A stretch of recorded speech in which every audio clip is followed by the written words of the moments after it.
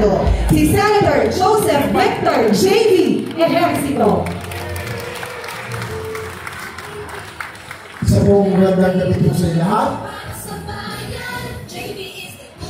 Nais ko muna batiin ang ating pong host, Mayor Byron, sa ating pong PSC Chairman, of course, Richard Bachman, sa ating pong PSC Commissioner, ang ating pong Asian Games medalist 5 times, Southeast Asian Games and World Champion 4 times, Bonggu, at sa ating PSC Executive Director, Olubatan, sa ating pong NYC Commissioner and SK Federation President CJ Dalipe, aking kaibigan, former Congressman Baha Mitra, nandito ang ating tinatawag din po ng ALG, siyempre sa Betket, at siyempre si Mayor Magalog ng Baguio, nandito rin po, at sigit sa lahat po ng mga magulang, lahat po ng guro, at siyempre sa lahat ng kabataan na lumalahok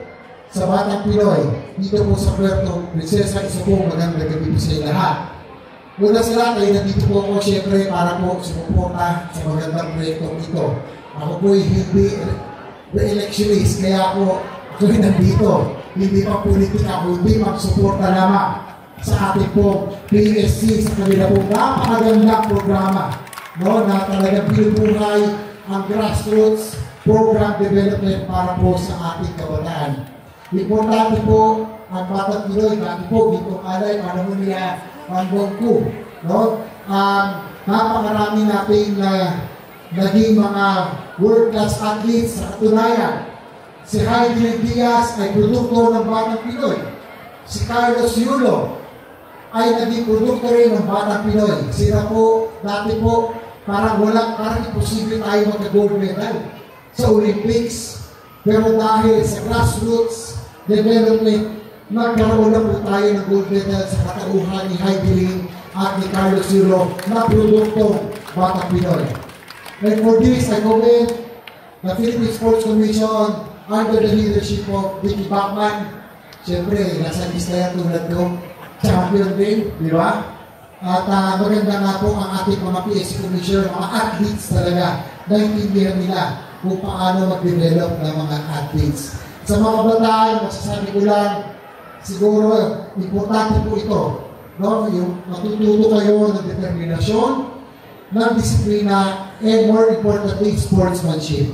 And more importantly, it's not always winning, it's taking part in the kamarami. It's very important in these kinds of competition.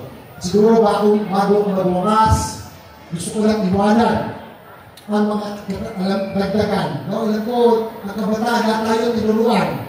Nung tayo po ay mula grade school, high school, ang katagang iniwan ni Dr. Rosel Sal, ng kabataan ay pag-asa ng bayan.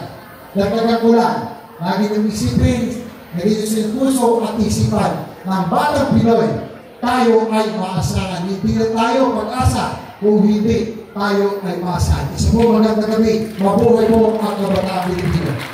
Thank you so much, Senator J.V. Ejercito, for your message. And to hear a special video message from a true advocate of youth and